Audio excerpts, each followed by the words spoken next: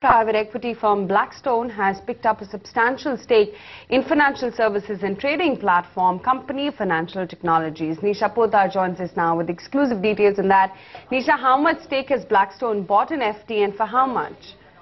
Right, Aisha, we broke it earlier in the day and now it's official. There has been a stock exchange notification by Financial Technologies that Blackstone has picked up 6.1% stake in the company. And this, my sources do tell me, that is picked up at a total cash consideration of 250 crore rupees through various market transactions over the last 2.5 months. Now, in the stock exchange notification, they have mentioned that the last two tranches were on September 13th and September 14th, which is a little over 1%. But before that, before September 13th, what I gather is that 4.96% stake had been picked up by Blackstone. And since there was no notification or disclosure in the last quarter, it is fair to say that in this particular quarter, from July to September, is what the transactions have been. And Blackstone has, through various market transactions, picked it up. And 250 crore rupees is the amount for which they have picked it up. So that comes to about 890 rupees per share, which is very close to the current market